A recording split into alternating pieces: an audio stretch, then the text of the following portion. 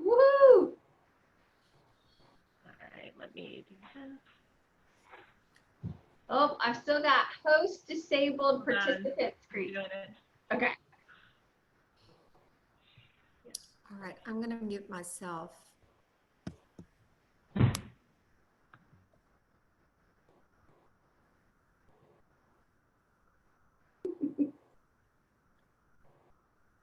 All right, let's see if it'll work. Woohoo! Okay, let's do this. Share. And then we're going to close this one. And we're going to make this go here.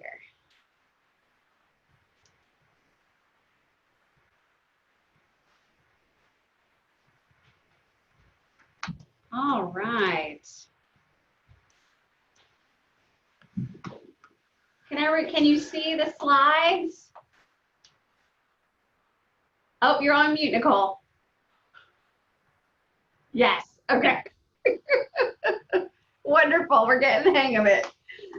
All right. Well, welcome everyone. Happy Tuesday and welcome to our third virtual Houston Beekeepers Association meeting.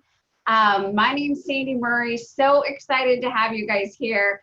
And my colleagues, Shelly, Nicole, and Joe are on the phone, who are board members for the association.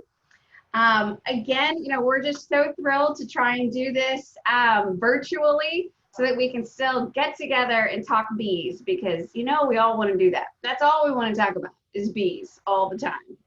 Let's put the pandemic, murder hornets, all the other stuff to the side and talk about bees. It's much more fun. So today I have a couple of just opening remarks to get us started. And then we have an amazing speaker who has joined us from afar. So one of the benefits of virtual associations is that we can actually get people from all over the United States, which is kind of amazing, and really bring in some amazing speakers that we probably wouldn't have ever heard of in Houston, Texas.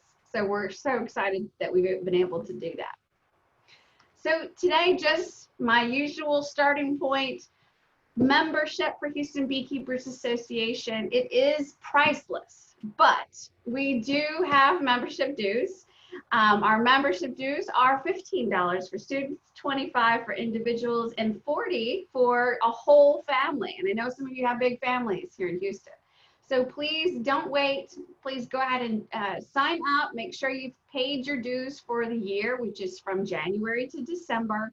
That's 12 months of fun with us and speakers, and most importantly, connecting with your neighbors who are beekeepers too. You'd be surprised how many people right next door to you keep bees and are interested in learning about bees and all the different things that come with that.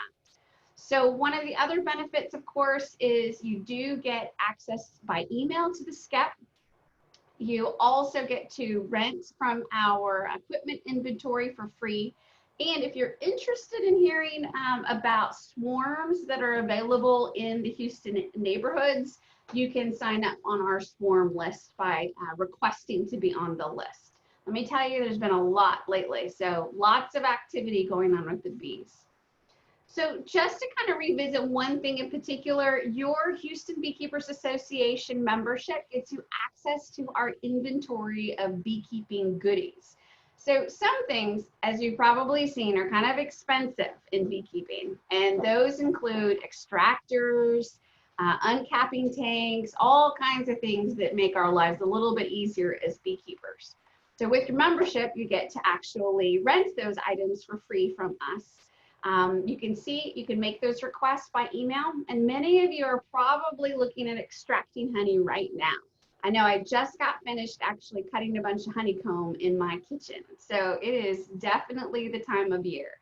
We have 3 extractors available, 2 that are 6 frame, 1 that is a 4 frame, which is a little nicer if you're just one person or you only have a few frames that you need to extract from. Uncapping tanks, strainers, all the things that you need in order to extract successfully. We also have an observation hive, and an educational hive that has little pictures of bees on the frames. You've probably seen it before. And of course, we have an oxalic acid wand for those who are familiar with that tool and are comfortable using it. So you can see a couple pictures on the right of all the different goodies that we have. It's huge benefit, cost savings to you because some of that equipment can be quite expensive. So be sure and pay your dues, and when you're interested in borrowing, send an email to that email box at the bottom, and I'll be the one to connect with you this season and help you get those items in order to help with your harvesting. So hopefully that's a benefit to each of you. I know we're getting busy this time of year. I've had a couple calls, so everybody's harvesting. It's exciting. So with that, I want to turn it over to our speaker today, and I'm so excited. So it was so funny because I was like, wait, I have her book, literally. I have the book. Petra Ahnert is with us today. I literally was just reading it 3 weeks ago before Joe reached out and talked to her because I was thinking about making some soap, right? Like now that I'm kind of at home, I'm thinking of all the other things I can do with beeswax. And so I was like, I need some soap. Well, I haven't gotten around to actually doing it, but it's in here. You can do it with beeswax and honey. And so I was just so excited to have her join us today because literally it was sitting in my living room. I had just gone through and made little, dog tag ears on the pages to see what I was going to do next week when I was bored.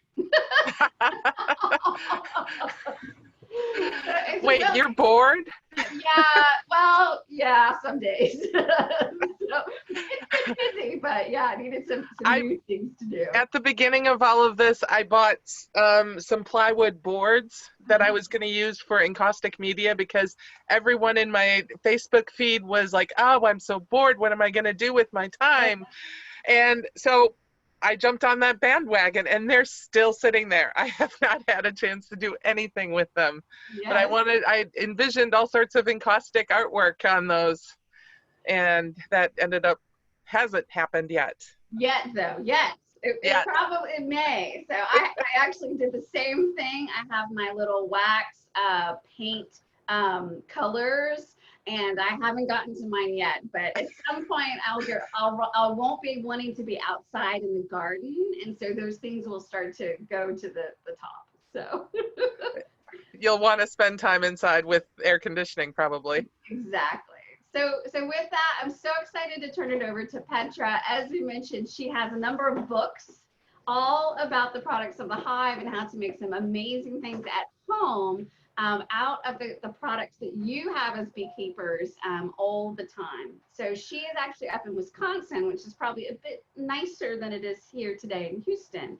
But thank you so much, Petra, and I will turn it over to you. The floor is yours. Okay, so everyone needs to be a little this is my second time after last week Friday of using Zoom, so I'm still really new to this process. So bear with me for a second here. I believe I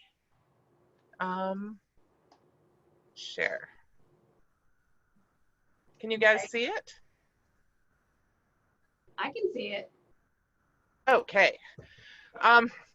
Hello, and I love the fact that I was invited to join you in this meeting. I'm a little sad that I wasn't there in person because that is my preference, but new times. A little bit about myself first. I'm an only child, and I come from a family of DIY people. Always making stuff at home with my mom, with my dad, and just the culture of you can do it yourself was thoroughly ingrained in me. About 20, probably a little more like 22 years ago now, my friend Lori called me up and said, hey, do you want to learn how to make soap? And I said, oh, geez, I've got way too many hobbies. No, no, no, no, no. And then it kind of festered in my head. And finally, a month later, I said, fine, tell me, how do I make soap?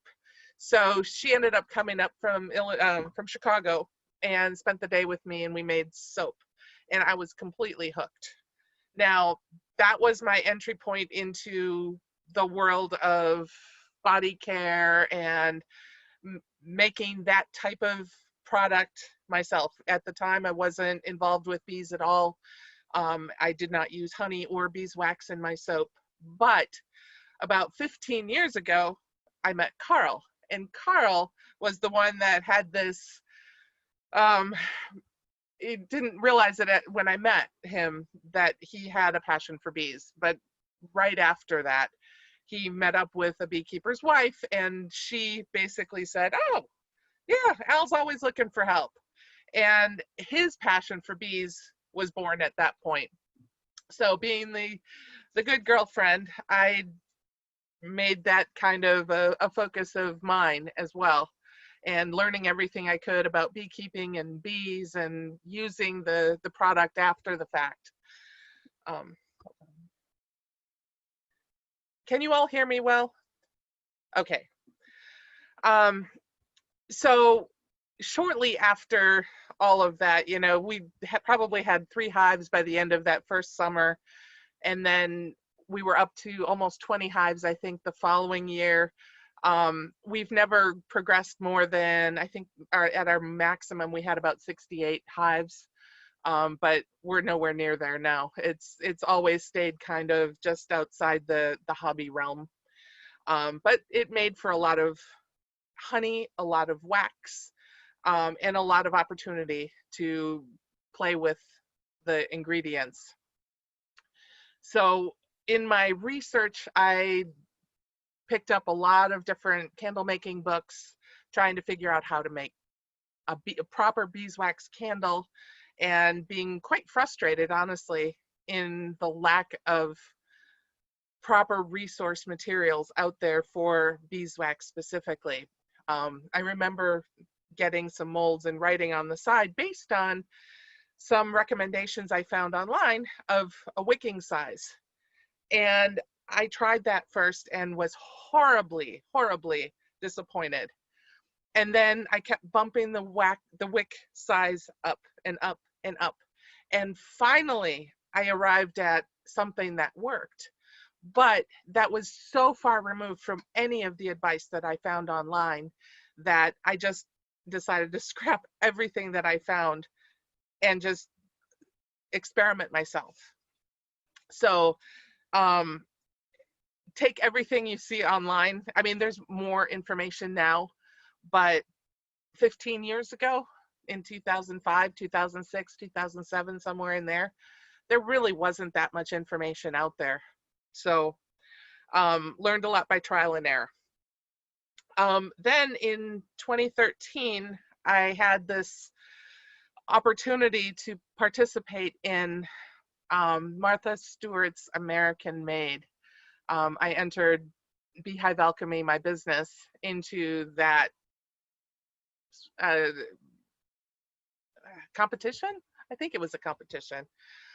And of course, I had visions of Martha choosing the winners herself, which of course was not the case. And that was a big serendipitous event in my life.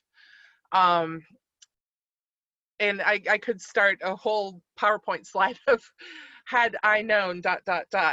Had I known that it was all based on Facebook likes and essentially a popularity contest, I would never have entered. Had I known that the due date was actually 2 days prior to my entering, I probably would not have entered. But I entered nonetheless, and lo and behold, I ended up essentially on page 1, because the first people to join were buried on page 385 or whatever. I was literally the third person or third business before the door shut completely. So I was the third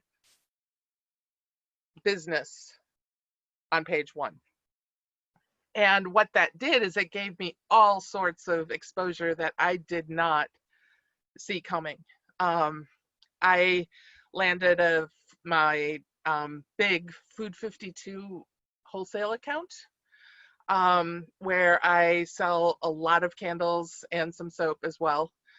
And I was also approached by Quarry Books, and they asked me if I wanted to write a book about beekeeping and specifically about things that come out of the hive. And it's like, I wasn't a lifelong dream, but sure, I'll do that. And lo and behold, I mean, I had almost all of it written by the end of the year. Photography happened that spring, and it basically came out early 2015. And then 3 years later, 3 years later, they asked me to follow up and maybe include all the other things that come out of the hive as well. So honey and pollen and propolis, in addition to beeswax. So there is a little bit of overlap between all of them. And just for covers, book number 1, book number 2. And I understand that I believe there will be a raffle of some books for the people of your group. So those will be signed copies. So that's my background. That's who I am. I would not necessarily consider myself well, okay, some might consider me an expert. I'm not. I don't consider myself an expert, but I do consider myself an experimenter. And I believe everyone should do their own experimenting. I love the idea of testing different things out to see how things react differently. So within my body care business, I will change different percentages so that I can see how the end result varies. And I encourage everyone to use what I've written in the book as a bare bones basic formula that can be tweaked and expanded to make it what you want it to be. So I've written most of these slides as specific to beeswax because I think a lot of people are perhaps less knowledgeable about beeswax in relation to, say, honey. Honey, I don't think anyone has a problem with, putting it in a jar and slathering it on toast or pouring it over, I don't know, some yummy food. But beeswax might be a little bit more of a challenge. So what can you do with beeswax? For one, you can use it as is. I'm sure there's plenty of you out there that probably do your own farmers markets, and if you sell some of the wax, perhaps just as raw beeswax on the side. I'm sure you've gotten questions. How do I use this? What do I use it for? And so there are, there's a whole bunch of ways that you can use it. You can use it for sewing. You can use it for woodworking. You can use it as a lubricant for your dresser drawers, that kind of thing. You can also use it in body care. So specifically, a lot of people know about lip balm or solid lotion bars, which are super moisturizing and easy to use. And then there's other things that you can make, like more of a lotion, soap, also salves, balms, that kind of thing. You can make candles, pillar candles, votives, tea lights, taper candles, birthday candles. And then arts and crafts. So like I had talked about encaustic media. That is honestly one of my favorites. I love the malleability of encaustic media, encaustic paints, and how you can vary and embed and do all sorts of fun things with it. And then lastly, there's food. In my second book, I actually do have a couple recipes that utilize beeswax in food. And you guys in Houston, you're a lot warmer than we are, generally speaking.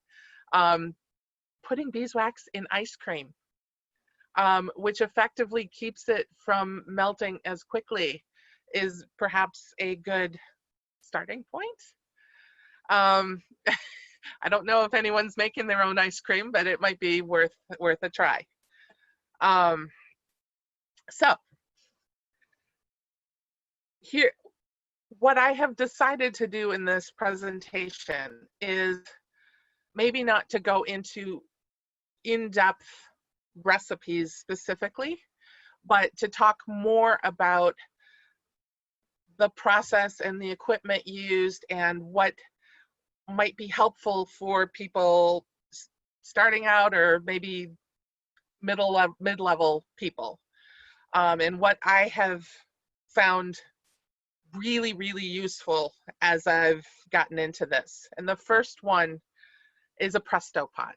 I don't know if all of you know what a Presto pot is, but it has been invaluable to me. I can show you one of my well-loved pots. They come in two sizes, but this, it's kind of hard to see, is the small one, and then there's a large one. And you can see I attached a spigot to this one, and these are definitely wax pots. Let me show that they are dirty. Sorry, but they are invaluable. You can melt wax quickly. You can clarify wax if you need to. You can melt old candles down. In my case, I make some colored candles, so I have 4 of them, 3 big ones and a small one. So I'll take and melt down a specific color, melt those back down again, and re-pour them if they didn't come out right. I cannot speak highly enough of a Presto pot. At one point, I should put a little asterisk by the pouring spout on there. I had found directions on one of the candle supplier websites about how to actually put the spigot on there. I believe that site has now gone by the wayside and is no longer available. It does require some specialized tapping equipment that was not necessarily easy to find, but the pots, even without the spigot, work beautifully, and they're totally adjustable temperature wise. It goes from warm, forget the lowest temperature setting, I think is 175 maybe, and then it goes up from there. So you can definitely dial it in to a particular temperature if you wanted to. Next, I love a temperature gun. This is my new one. I just had to replace one, but this basically uses infrared to measure temperature. Regardless of what you're making, you're probably going to want to know what the temperature is, especially if you're making candles. Knowing your pouring temperature is going to be useful. You also want to make sure that you're not overheating your wax or your whole mixture of products. So knowing your temperature is a good thing. If you're going to be cleaning wax, I definitely like using the paint straining bags that come in a number of different sizes.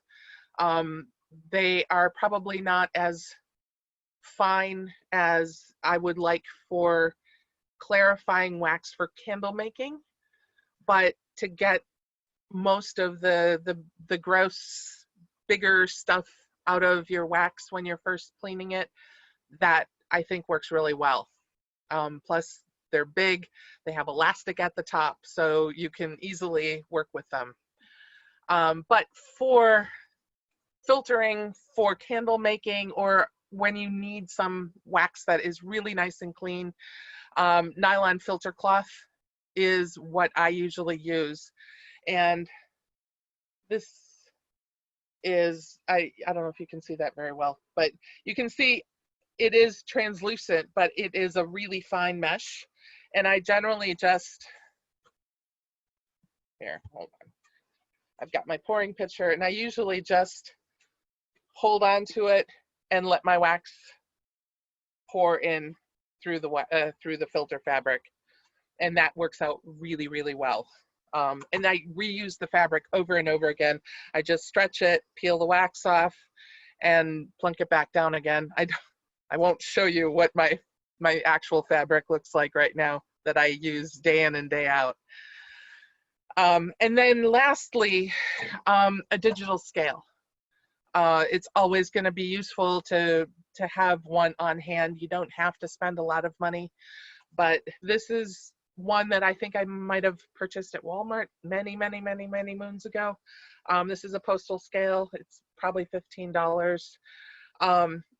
The thing to keep in mind is it would be nice to have dual units, both ounces and grams. And the cheaper the scale is, the less precise it is. And you might want to be careful if you plan on making really, really small batches. It may not weigh your small amounts accurately enough. So the balance is you buy a good enough scale that has accuracy, 1/10 of a gram, I think, is ideally where you want to be. I think that would be 1/100th or 5/100ths of an ounce, I think, is generally the equivalent. But you don't generally have to spend a whole lot of money. So, and that's probably just a blanket. Everyone should probably have that. I need to move people here. So for body care, a really good starting point if you're going to create a salve, a balm, something that you want to be able to dig into, and this would even go with, say, not so much body care, but like a furniture polish, you know, remembering this rule of thirds, and nobody's seeing me point. This rule of thirds here is probably a good thing. So 1/3 of hard oils, which is butters, 1/3 soft oils, which are the liquid oils, and 1/3 beeswax. Tweaking it from there is it's a good starting point. So like I say, for salves, I'm usually more in the 20 to 25% beeswax realm. And lip balm, I'm more at the 30%. And for something like a hair balm, I might want something super stiff, like 35%. Also for lip balm, I generally prefer to not use hard oils, and just use soft oils and beeswax, in part because what makes hard oils hard is something called stearic acid, which over time the heating and cooling, that cycle can separate out the stearic acid. So I don't know if you've ever tried a lip balm, for instance, that feels grainy, or a skin balm that feels grainy. It's the stearic acid that has started to kind of separate out, and that is what is causing that. Personally, I hate that in my lip balm, and I don't like. I use just my liquid oils for my lip balms. I do use butters in other things, but I pay close attention to how I store them so that I don't generally have a whole lot of problems. but that can be a challenge to keep it from getting grainy.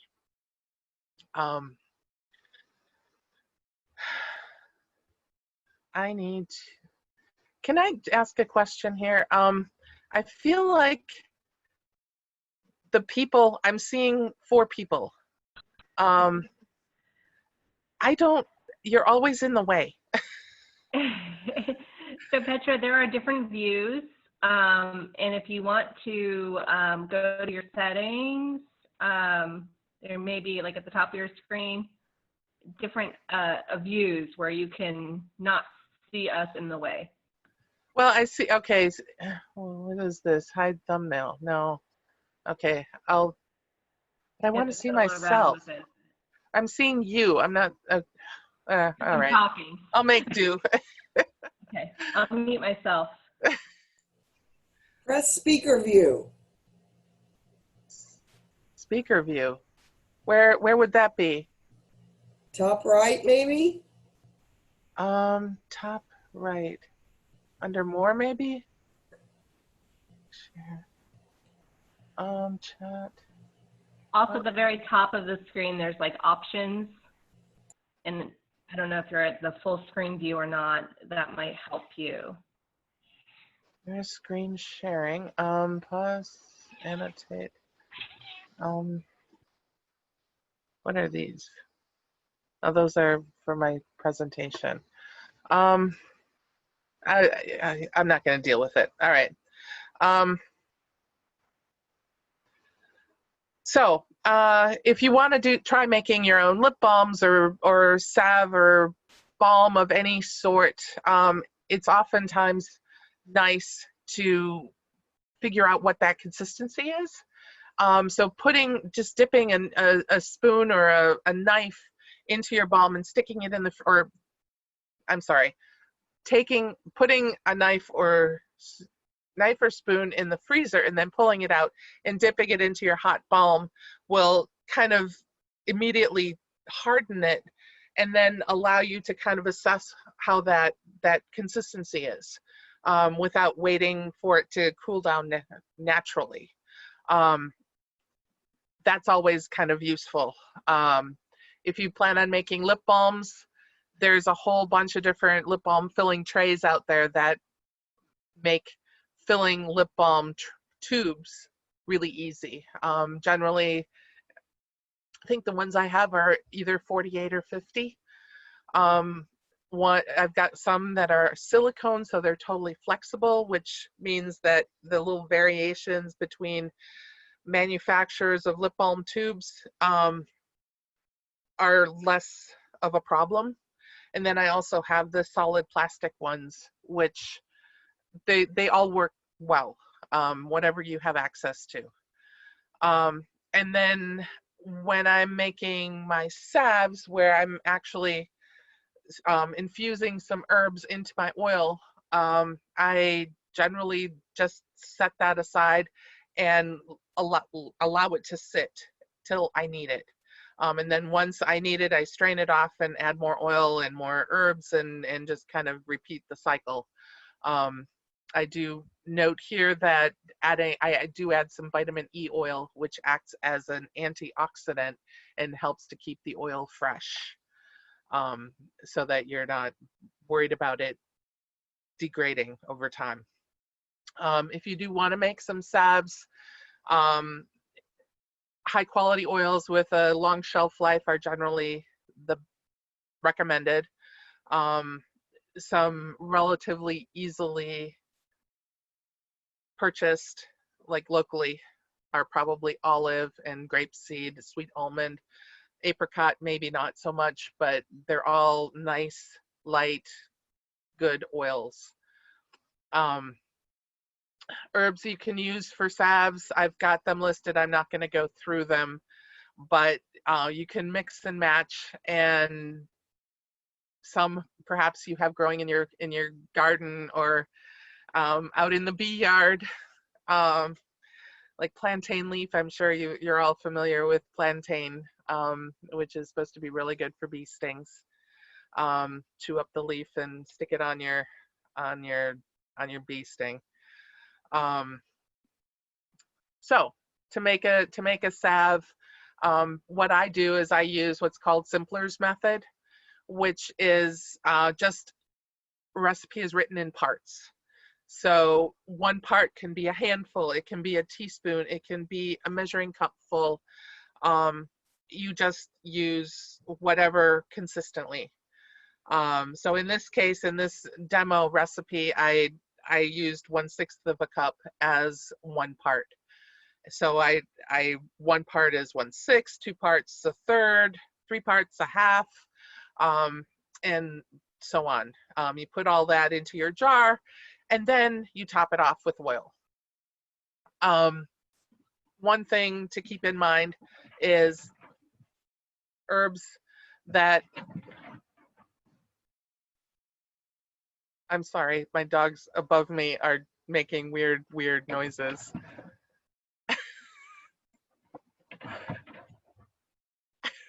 I don't know if you can hear that. I have no idea what's going on. I don't know if they're chasing each other, but anyway, when I do salves, I like to use dry herbs.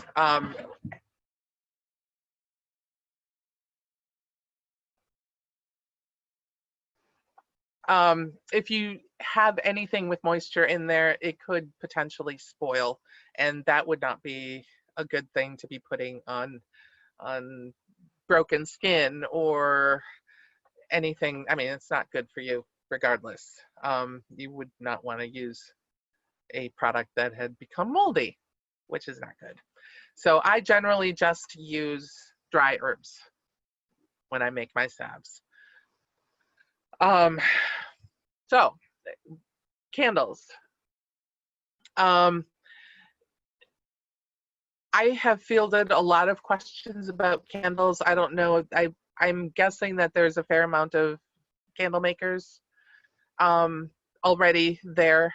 I don't know if you're happy with the candles the way you're making them, but one of the things that, and I probably don't even need to necessarily go through this, but this is probably a better one to start with. Wax. It is super important that your wax when you're making candles is clean, completely clean. And in this slide, what I'm showing you, and granted it looks kind of gross, but the left picture looks relatively clean. And the bottom, maybe not so much. But this is the same wax melted down. So the first one I took and just melted it down. The second one I left in my wax tank for 3 or 4 days. No, yeah, 3 or 4 days. The honey that was in the first one had by that point coagulated and settled out to the bottom, and that is what shows up on the wax. So even though the left one looks clean, it's not really clean. And a rule of thumb that I like to use is the difference between apple cider and apple juice. Apple juice is the stuff you buy in the store, is super clear. Yes, it has a little bit of color to it, but there's no sediment, nothing that blocks your view through that container. Whereas apple cider, oftentimes you have a hard time being able to see your hand on the other side of the container. And that is essentially wax number one. And it's the wax that I call beekeeper's wax. If it's as cloudy as apple cider, it is not clean enough for candle making. What will happen is that honey that you see on the right will end up in your wick and clogging your wick and not creating a problem with the whole oxygen, flame, melted wax circle of life. And all of a sudden your candle is going to sputter and drown, in part because of the clogged wick. So it's super important that your wax is clean enough. And most people that have problems with their candles, a lot of it, I think, is because their wax, they're taking and assuming that what they've just taken out of their hive is clean enough to turn into candles. So this definitely is not clean enough, and this is what I started off working with my Carl's mentor. This is wax from his hives, and you know, it's obvious there that there is residual honey and other crud in there, but oftentimes it doesn't look that obvious, but it still may be. And I should also mention here that if you're making something like a salve or lip balm, having a little bit of residual honey, not a problem whatsoever. So that honey in there would actually be beneficial for your skin. So don't over clean it if you're using it in body care, but for candles it needs to be super clean. If you are making candles, there's some equipment that you might want to use depending on what kind of candle you're making. I have a number of different melters that are awesome. I also included my favorite Presto pot in there, which, you know, for $30 at Walmart, I tell you, there's a lot that can be done with that. Now, if you're a bigger operation, you're not going to be using it, but for a backyard beekeeper, I tell you, they're awesome. If you're going to make dipped tapers, you're probably going to want some sort of frame. You can either build one or buy one, and then you need something. Oops, where'd it go? There we go. And then maybe a dipping container, the thermometer. Oh, and another thing that I use a lot is my heat gun. When I'm, well, I don't know if you can see it here, but I actually have some wax in the bottom here, some green wax. And I use a heat gun and I just melt that and either pour it or just to get it started for the next batch so that it's not sticking to a cold pouring pitcher. And then, of course, the pouring pitcher, which I showed you. If you're making pillar candles, you'll probably want to smooth the bottom. So like an electric skillet of some sort is really useful. And then I personally really like fluted candles. I don't have an example, but basically it cuts a little bit of a, oh, darn it, I don't have any here right now. It makes it kind of universal for different candle holders. 7/8 and 3/4, I think. So it easily mashes down into a 3/4 inch one, but holds it if it's a little bit larger. And that you would use in, I have a small electric skillet that I put that in, that heats it up, and then it basically melts the bottom of the candle and finishes it off nicely. Equipment, mold come in all sorts of different shapes and sizes and materials. The ones I have pictured here, these are aluminum ones.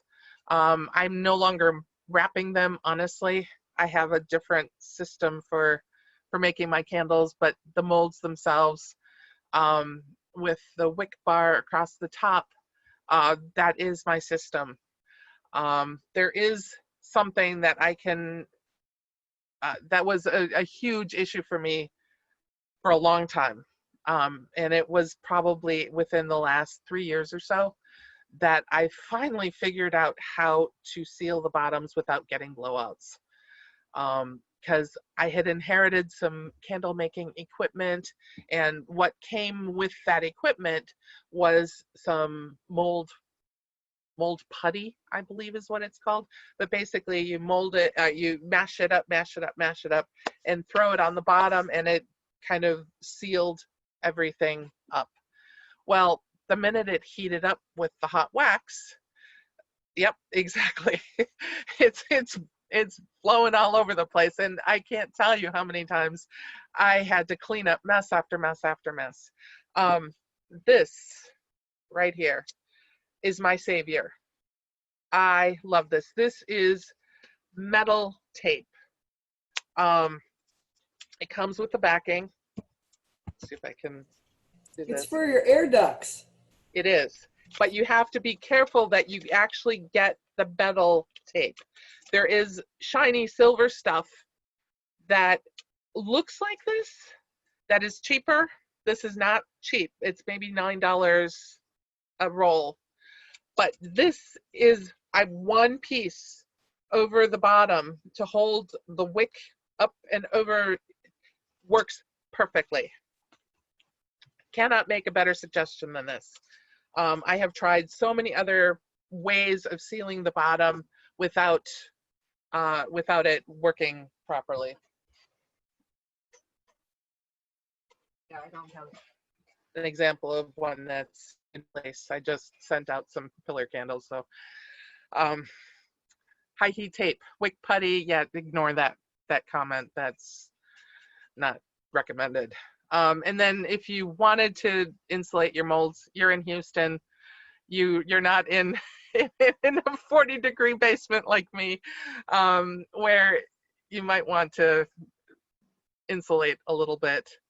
But another important point, always have something underneath it in case you do have a blowout, that it catches the wax and it's not pouring all over your tabletop or wherever you're making your candles. Also, mold release spray. I am using that more and more. I know I used to use it just on my pillar candles. I'm actually using it on my silicone taper molds as well now. Not every time, but every 5 or 6 batches, I'll give it a quick little squirt. And that seems to make the release and the pulling out a little bit easier. Oops. I don't know that I need to go into all of this. Okay, pillars, molded tapers. Oh, there we go. Anyway, I think what I'd prefer to do now is open it up for questions. I'm sure there's people that are that have tried making things. I did cut out the soap making aspect of the presentation. I wasn't sure if people were interested in that. You can definitely ask me questions, but I prefer to just answer questions at this point rather than continue to ramble on.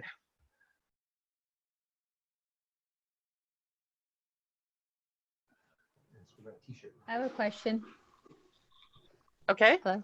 I'm Becky Stemper.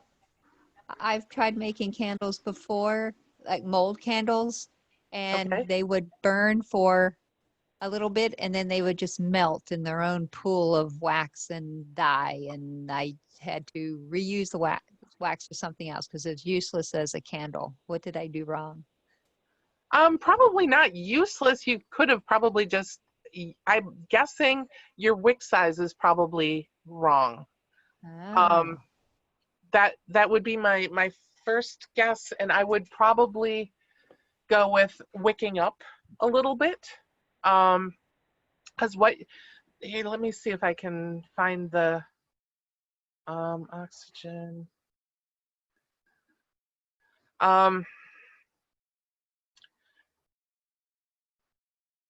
Okay, so I don't know if this is a good example of what you're, there's this whole symbiotic relationship that happens. So you, and actually in my, maybe I should look in my book here. There is, a graphic that I created that basically shows, hold on just a second. Sure, polish, where's the candles? Here we go. Hold it. Okay. Color, oxygen, wax. Oh, there it is. So, oh, I don't want to crack the spine open. Okay, do you see the Yes. graphic? Okay. Well, basically, what is happening, and it's a circular process. So, you've got the flame that melts the wax, And that creates. Pardon me?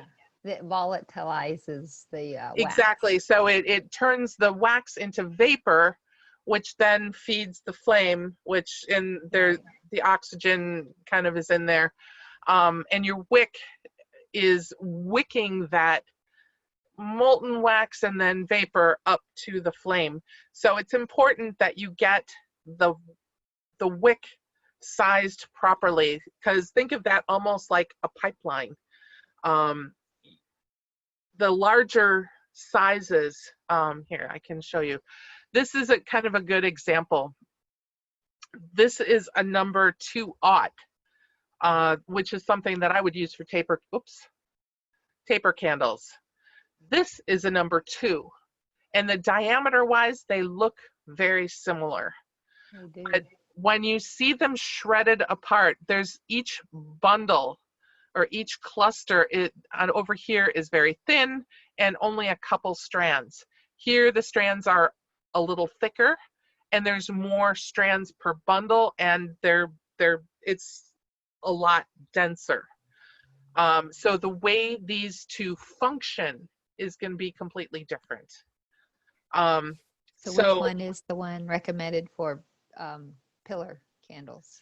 Well, it depends on your diameter. Well, this one was about 2 inches, I'd say. Generally, I recommend a 2 or a 3 for 2-inch diameter candles. 2 or 3. Okay. Do you know what size you tried? It was just something generic at Hobby Lobby because I didn't know any better. Exactly. Unfortunately, I don't think Hobby Lobby generally caters to the beeswax candle maker. They have a Okay. lot of maybe more generic what are they called? Not ingredients, elements that, Supplies. yeah, for candle making. So you're better off. I recommend square braid wicking. I don't know if you can see it here. Okay. I'll write that down in my notes. Yeah, I didn't know that. Yeah, this is great. I had no idea. You can see my wicking attached to a rod in my ceiling here, so all I have to do is pull it off. Oh, cool. So yeah, this is this is my workspace here. But yeah, and if you find that here's a tip for all of you. If you find that you're perhaps between sizes, giving the wick a couple twists will kind of bump up the effective size by about a half. So let's say a 2 is too small and a 3 is too big. Maybe using a 2 but giving it a couple twists and then molding your candle might be just the boost you need in order to get the candle to burn properly. Thank you very much. Appreciate it. Anyone else?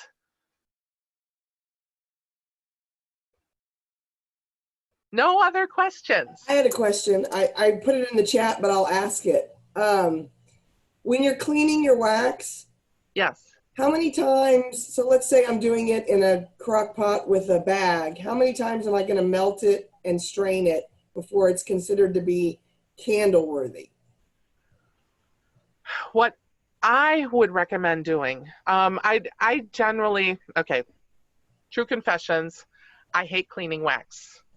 Generally, it's a job that I give Carl. Carl relishes in, playing with fire outside, So I basically give him the job of giving me at least wax that is as clean as the al wax, you know, those blocks, the dirty blocks that I showed you. You know, I didn't care that they were super, super clean. But what I do at that point is I take and I let it settle. So I keep it melted, and that's where like a Presto pot, for instance, works out really well. It holds that temperature for maybe 24 hours. But what that does is you hold it at what temperature would I hold it at? Probably about 175, 180, somewhere in there, for like 24 hours. And you should be able to see a clarification. Odds are what you're starting with is kind of like I described, that apple cider look. And after 24 hours, it should look a lot clearer. And sometimes you have to stick something in there like a spoon or a stirring stick of some sort to see how far down you can see and how clear it looks. But that's my biggest recommendation. I would then just let the honey kind of settle out, let the heat kind of do that job. That's so where, is that an instance where the spigot would work, because then you could just drain out the honey as opposed to the wax? No, actually the way the curve happens, the honey is below the level of the spigot. Oh. So you're not disturbing the honey at the bottom. And you can also pour it through the filter fabric. And that generally, because now the honey has caramelized, it is caught by the filter fabric a lot more easily. Does that answer your question? Petra, I have a question. Yes. So I make, or I'm trying to make rather, like container, glass candles, and I like test the pouring wax. I heat the candle, the containers, but I'm just battling cracking at the top. Like the wax always cracks in the oven, like very slowly. I always have cracking. Is that a wicking problem, or is that a wax problem, or a little bit of both? Usually if there's cracking, I'm guessing it's a temperature issue. That's what I read, but I'm battling it. I mean, years. I have the same issue. I have the same issue as Nicole has. Yeah. Now this is for a container candle, which I'll be honest with you, is out of my wheelhouse. I tried a couple times. I didn't like the way they worked. I think they need to be cut with something. I've had people tell me they're using coconut oil or some other kind of oil or wax, which I think may help with some of that. Because I think what's happening is that cracking is cooling and the shrinkage. Right. You know, beeswax shrinks a lot. So depending on where it's allowed to shrink, with a container, you don't necessarily want a gap around the outside between the candle and the glass or the tin or whatever container you're using. So you generally want that on the outside, but where is the shrinkage going to happen? And that's where that crack in the candle happens, probably in the middle-ish, and it goes down. I would suggest, and I don't know, does the oven have to be used? No, I'm just trying to control it, try to cool it down so it's not just like at room temperature. You know, it's not shocking. Like I use the oven to just try to like slowly cool it down and it will crack later as opposed to immediately. Huh. What temperature And are you it working may with? be the type of jars. I use tureen jars for my honey, so it's like a candle jar very easily. Yeah. I mean, in all the internet research I've done, it's a winter project, so it's like not in my current brain space. But honestly, I'll just have the oven on, and then I will turn it off on a very low setting, and hopefully it would cool down naturally. But it always cracks. I don't know. But I have read coconut oil may help. I tried it, still cracked. Yeah. I don't know. I'm gonna guess that it may be a temperature issue. Like, I guess when I say that I don't do container candles, that's not entirely true. I do make tea lights, and in a sense, those are very, very, very small container candles. I have had cracking in the top of my tea lights, and generally, what has happened, and maybe I should explain a little bit first. I have a new system that I use for my pillar candles, wherein I talk about it in my second book actually, wherein I blow air across my molds. So rather than using the tried and true passed down for generations, it has to cool down slowly or else it's not going to perform properly. It kind of takes and turns that on its head. Okay. My friend Shannon told me about it. I tried it. It does take a little bit of tweaking, but it does work really well. It makes the candle a little bit narrower, but and you have to turn the mold so that it is exposed to the fan from all directions. Otherwise, it can be a little curved.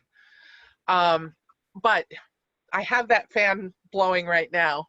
Not that I have any pillar candles here, but this table space next to me, that's where I pour my tea lights. And if that fan is blowing anywhere near my tea lights, odds are the top of those tea lights will crack.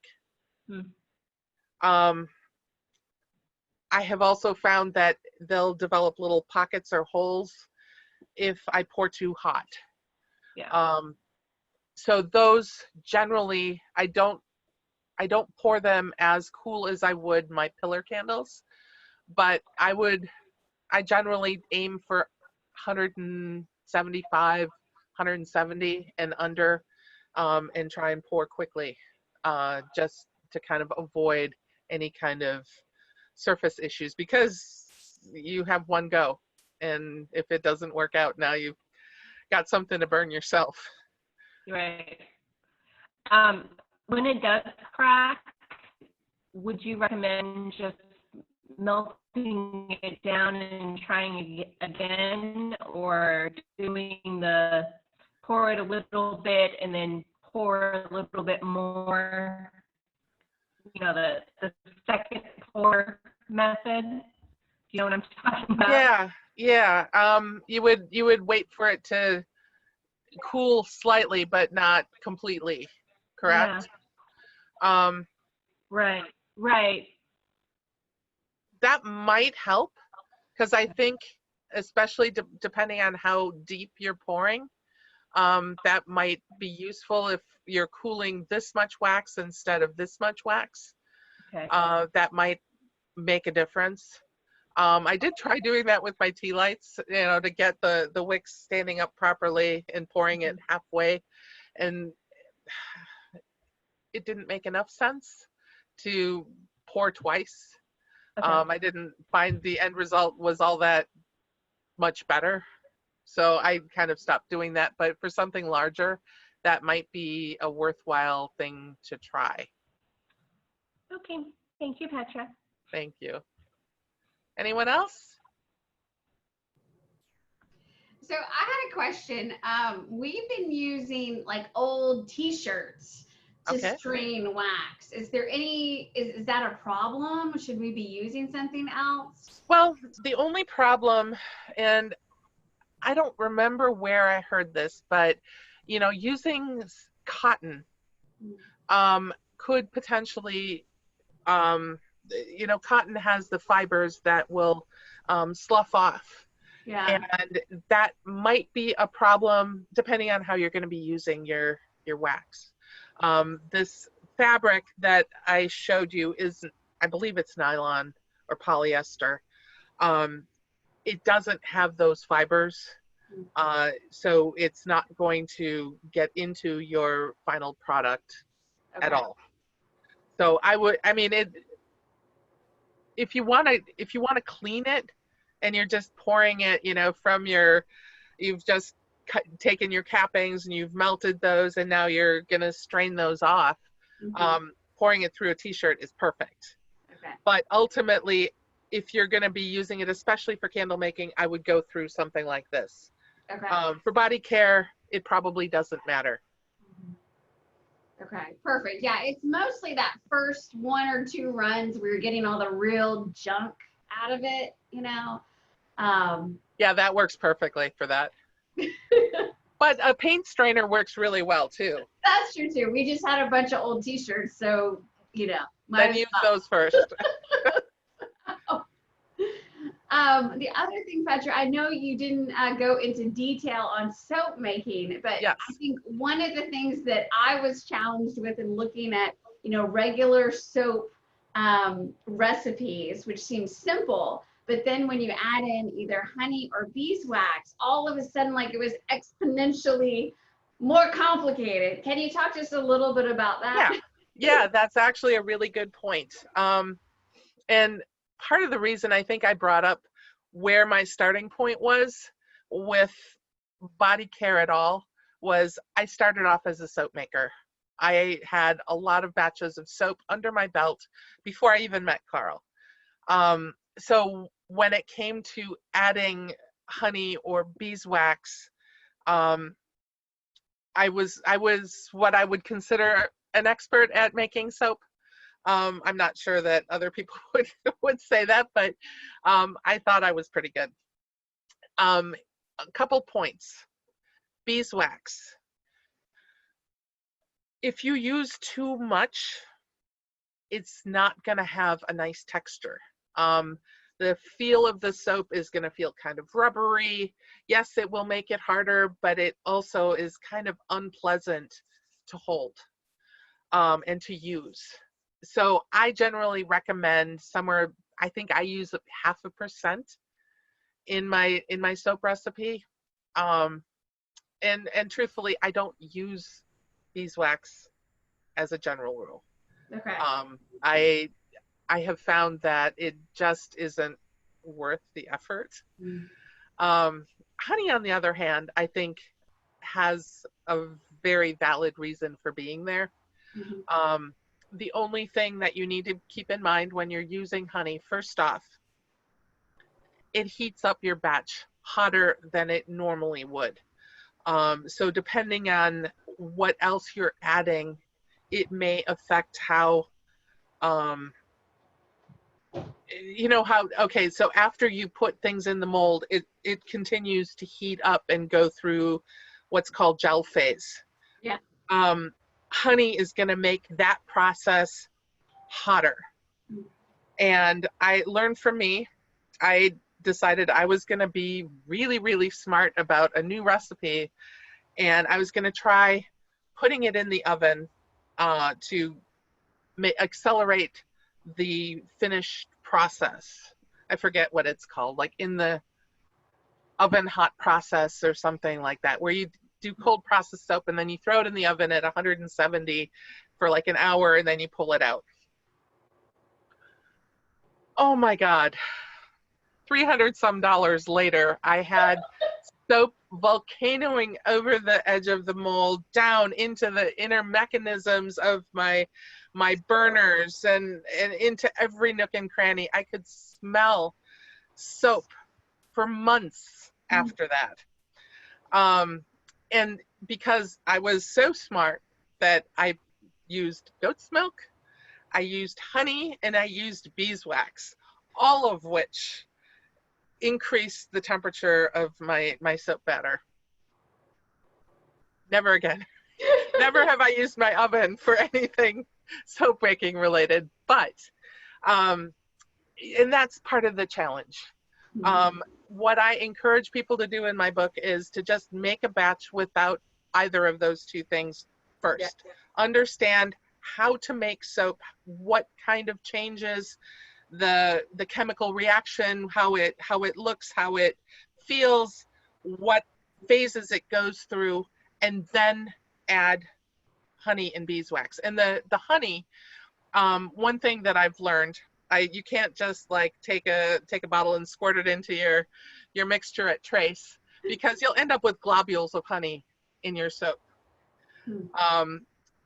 Wasn't thinking, and it's like, oh shoot, I was gonna put honey in there, and then I added it, and then I had these blobs all over my soap. So always hydrolyze it first, even if you want to add it right before you put it in the mold. I would mix it, maybe reserve a portion of your water. Hydrolyze your honey in that water, and then add that back in hydrolyzed. Okay. Right before you are ready, you know, when you add your scent or your color or whatever, add that honey in at that point. Okay. And that should mix in fine. Okay. Thank you. Because I agree. I was like, so I read the book, right? And I had seen a video of it was probably on Netflix, of how to make soap. And I was like, well, that's so easy. Certainly, it's easy to add honey and beeswax and all this stuff. And luckily, I read the book. And then I realized, maybe not. Maybe Sandy should be like, start slow. Yes. And you can make a small batch of regular soap first. It doesn't have to be a huge batch. And the way I try it, I should probably tell everyone too. These books were, I was given guidelines by the publisher on what to, maybe not how to write it. Yes, also how to write it, I guess. But it also needed to be written kind of generically. So oftentimes, because you don't know where your book is going to end up. My book, Beeswax Alchemy, is translated into 5 languages, or 4. 4 languages, I think. It's sold all over the world. So you don't know what kind of equipment other people are going to have access to. So when I talk about a double boiler, honestly, I do not use a double boiler. I use my Presto pot. I use, even for body care, if I'm making a big batch of lotion, you can bet it's all going in my Presto pot. And I can then open up my spigot, and I make a massive batch, and then I just save it all in deli containers and then melt it down as I need it. And that works out beautifully. So have I, and I'm not paid by Presto pot either. But I do agree that they're awesome. Keeps it easy. Thank you so much. Anyone else have questions?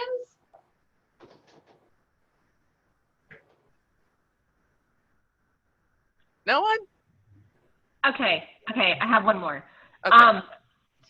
Okay, say for example, you're making beeswax for a chef that is using it in like pastry making. Yum. So you want to offer them food grade beeswax. Yes. What are you using to filter that wax?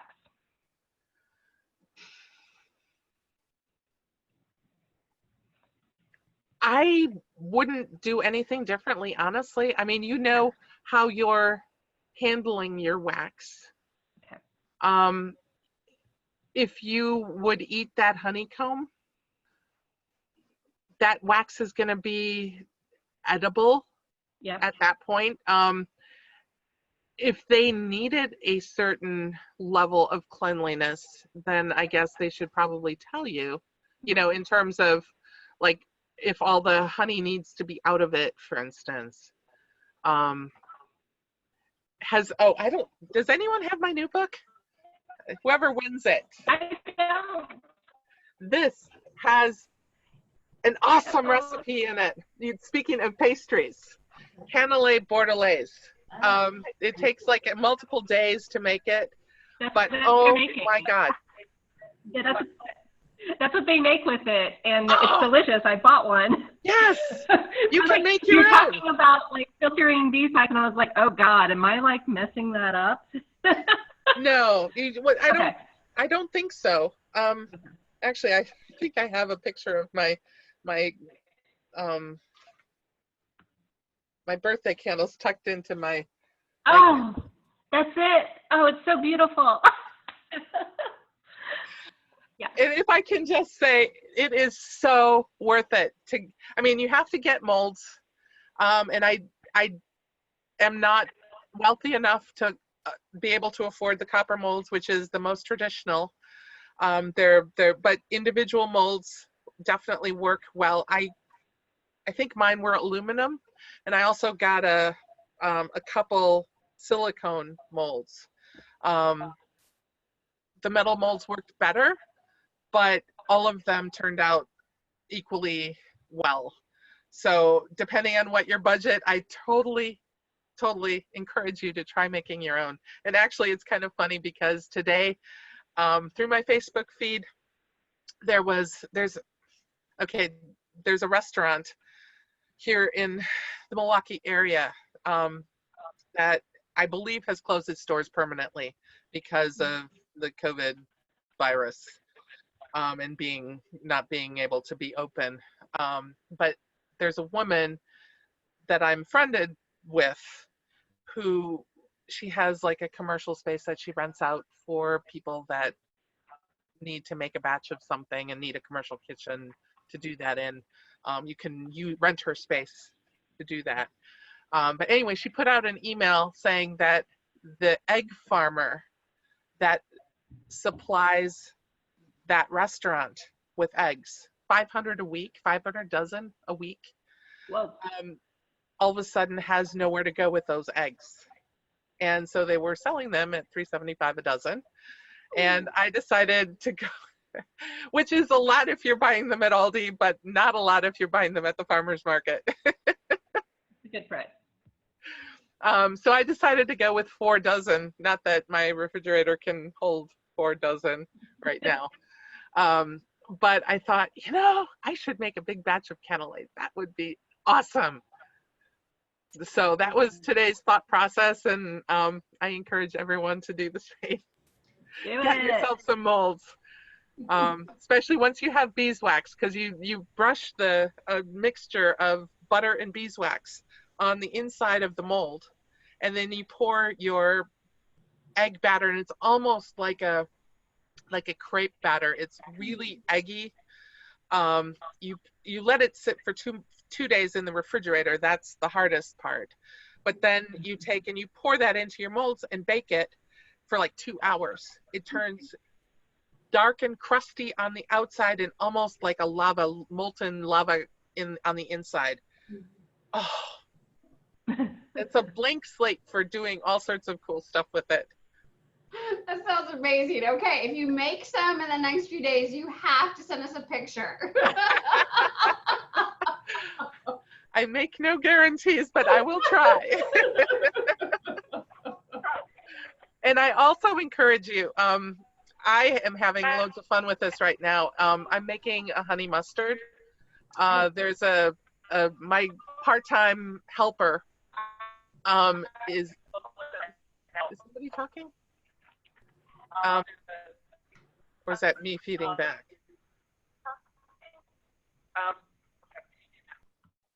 I don't know. Anyway, my helper has a music venue here in Milwaukee, a small all ages music venue that's obviously not open right now. And she had to clear out the beer lines. And I decided, you know what, I'm going to take some of that and turn it into honey mustard and then offer it to her as a money-making thing to kind of help to stay afloat. So I made my first batch utilized elderberries and honey and turmeric and some of the beer that she had on tap. And I've now made 2 batches and almost sold out of all of them. The first batch was about 35, and the last batch was more like 48, I believe, 53. And now I'm looking at the next batch. I've got garlic scapes that are coming in, and I think that might be an awesome addition into a completely different honey mustard. But just some ideas on things that you can do, especially it sounds like you guys are harvesting honey already. Oh yes, yes. But we're not anywhere near that point yet. We start way earlier than you do, so. Yeah, so you've actually got new fresh product to use if you wanted to, which is awesome. We do, absolutely. In fact, like I already have a pot of wax that is on the stove getting ready for its first filter because oh my God, it's ready to go. Oh, well, it sounds like though you already are ready for a new book with, honey mustard and all kinds of new stuff. Yes, definitely. Wonderful. So, anyone else? Guys, any other questions?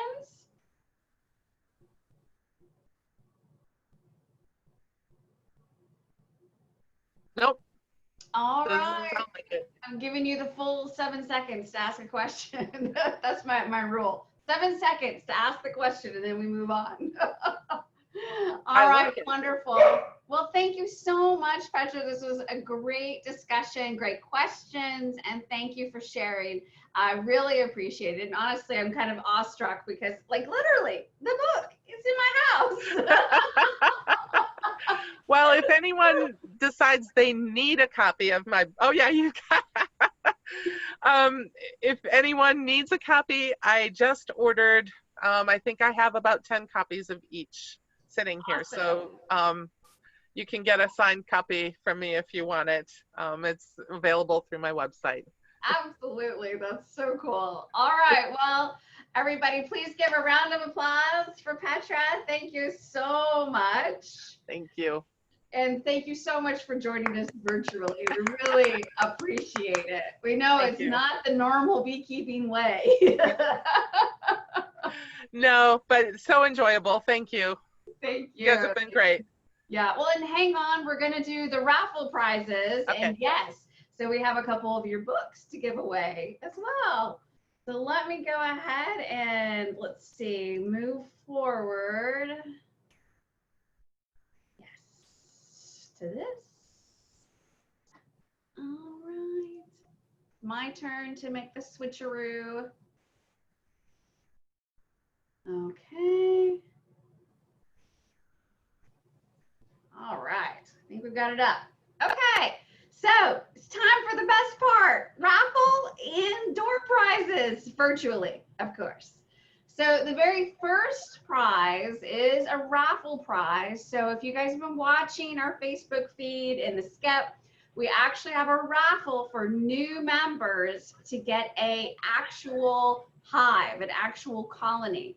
So our donator is Shelly Rice, who's on the phone today. Shelly, you want to share a little bit about the colony that you're going to be donating to the group? Sure. Can you all hear me? I can hear you. Hey, John, turn that television down, please. Sorry, my son's in the background.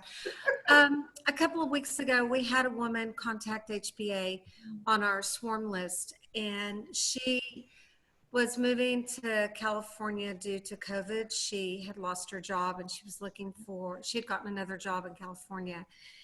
And she was a new beekeeper, had bought hives from Patterson Bee Farms, which is located, I think, out of Illinois, but they were selling out of East Texas. And I went over and visited with her, and what we agreed, her hives were large enough to split into several hives. So I did 3 splits off these hives, created one for HBA, and 2 hives for people that I knew that couldn't afford hives. And then, no, that was not right.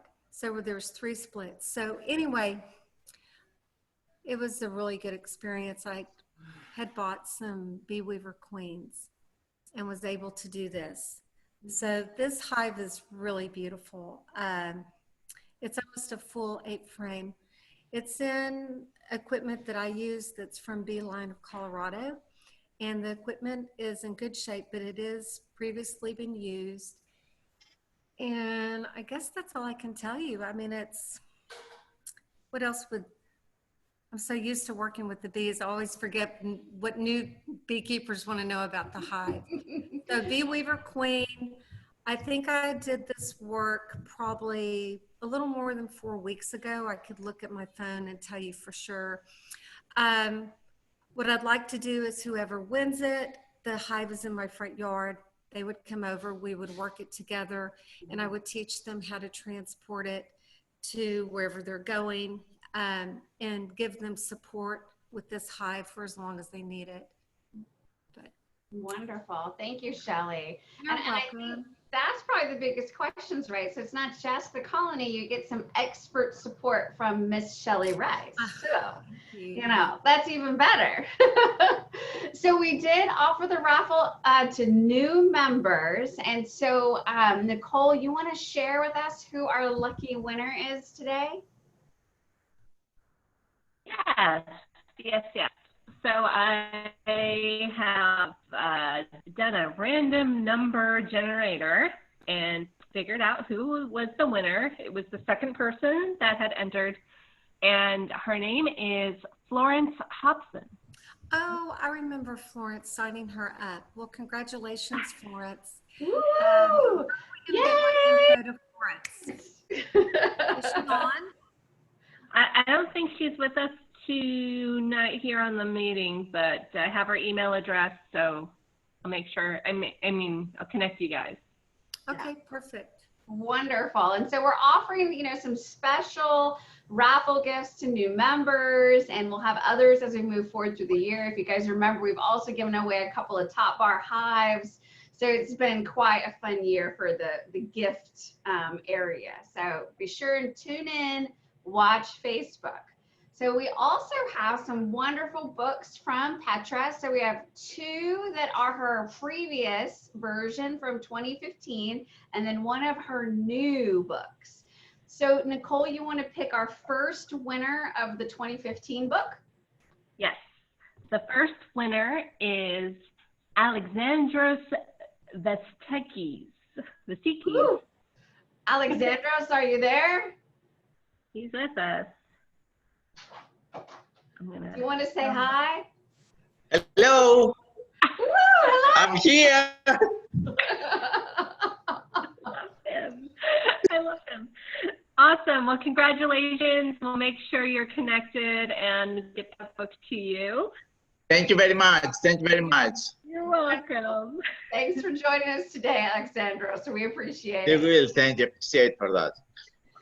All right. So who's our second winner of a 2015 book? Our second winner is William K.C. Chow. William K.T. Chow, are you there? I see you. Yes. All right, William, congratulations. All right. I can see you in the dark.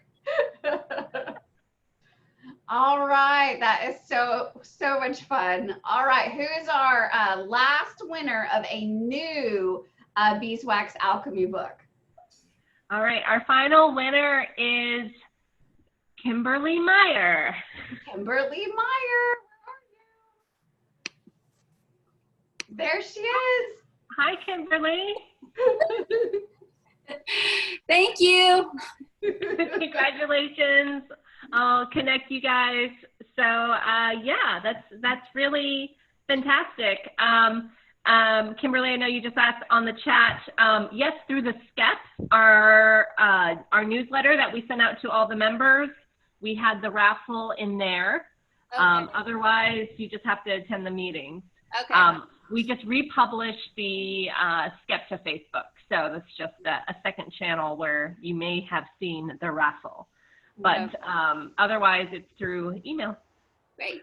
Okay. Cool. Thank you. Yeah. Thank you.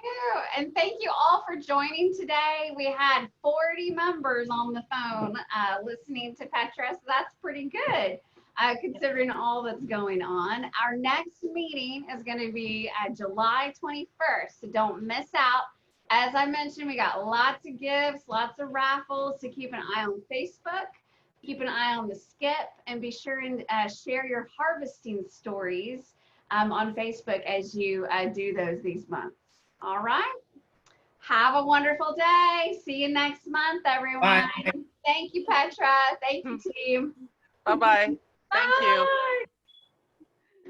Bye. Bye.